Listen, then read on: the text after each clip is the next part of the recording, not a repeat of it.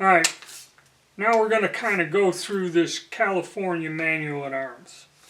Now, like I told you, this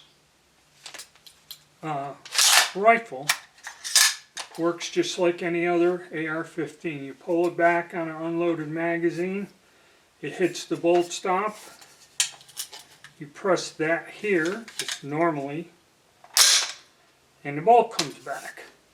Well, say you fire the gun and your magazine is empty, and now you go to take the mag out. Where your standard mag release, this does not work. And this is a 10-round magazine, which is California compliant. So, like I said, this thing here, where your mag release is supposed to be here, the button, you got this weird arm that comes up against the lower receiver. It doesn't move. Okay, and then why do we have this lanyard ring on the rear takedown pin? Well, you take this, pull it out, and then when you, now watch that device there, when you pull this up, this drops down, and now you can push this, release the magazine, and then you, now if you go and put the gun back together, like this, push this back to where the gun is functioning. When you go to try to put the magazine in, you can. Oh, you can't put it in. So you can put a mag in, alright, but you can't take the mag out unless you pull this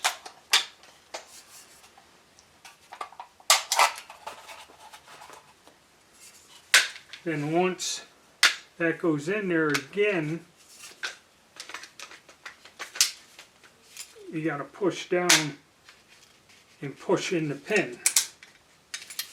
Alright, so you can't move the magazine, you cannot remove a magazine without breaking the action of the gun.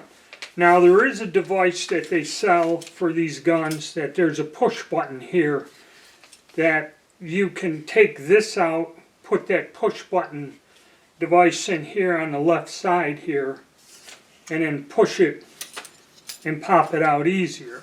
Okay? But to get the mag out, you got to break the gun down.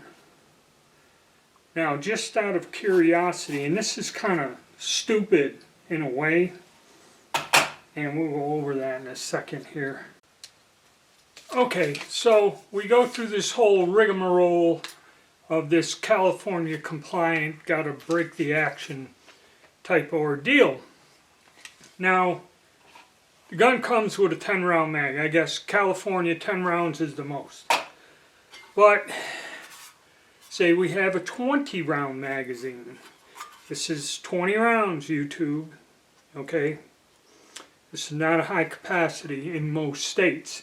Fortunately, we are not in California. So I guess 20 rounders are illegal there.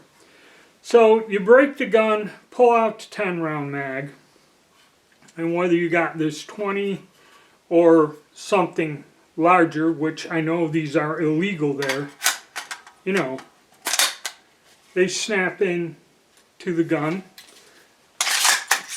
and the gun will function.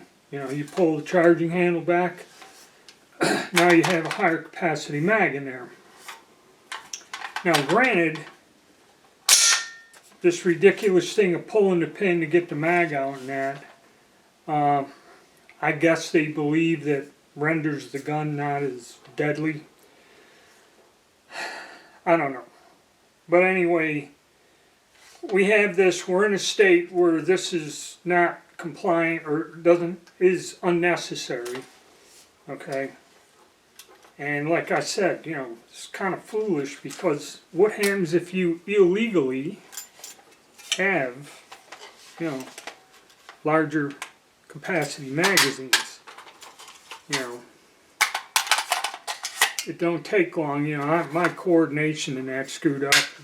This is a pain in the butt, but you can basically swap out a mag pretty, a little bit more time consuming. But what's to keep you from popping a, 50, 100 in there? Alright, it's kind of weird. But I didn't make the law, I didn't make the gun. So let's give my conclusions on this gun. And, now that you know the California compliant stuff, let me just give you my conclusions on the build and the gun itself. I mean, it's a pretty nice weapon. The Dimond Back rifle. Okay, well here I got the collapsible stock. It does wiggle a little. I guess they all do, but the controls and the butt on this are a little, oh yeah, that wobbles a lot. So, in general, yes, this gun has several features that are non-budget. To me, it looks well built. It has, the centering tabs, which that's one thing everybody complains about. The castle nut is staked, which is another thing everyone complains about. And it has mag pull furniture and a proprietary lower receiver that is non-standard. Actually, it's fairly nice. The gun is a tad bit heavier with the contour barrel that it has. 16 inches, interesting muzzle brake, and you're looking, okay, most of our budget guns we get during the fire sales and the inventory sell-offs at about 400 units. Okay, the Anderson was under that. Okay, this gun retails for 200 units more, so it's equal. When they drop these down, they come down, 250 less units comes out to about 5 C notes, or 500 units. And depending on the model, now that's another thing, you got to go to their website and look at the different models. The value of the different models, depending on the configuration of the handguards, barrel, and all this other stuff, okay, there are some differences. I didn't go through all of them. The price, or the value varies from the 740 unit mark on this to a K or more, depending. And some of them that have a different configuration actually drop down where their MSRP is 600 and some odd units. Okay, so a lot of variables. This gun is nicer and a little bit more well put together than some of the other budget options we looked at, so I'm not going to call this a budget gun. This is like a tier up. Okay, now will it shoot or anything like that? I don't know, because the reason I have this is the decalifornication, okay, is what the individual wants. Alright, so I may not have the opportunity to take this out and do any testing, accuracy testing, or anything like that. But just from the outward appearances and looking at them, there are some features on here that, if you like it, or if you go somewhere and can pick one up and look at it for yourself, you may find that these are worth the few extra, units that it takes.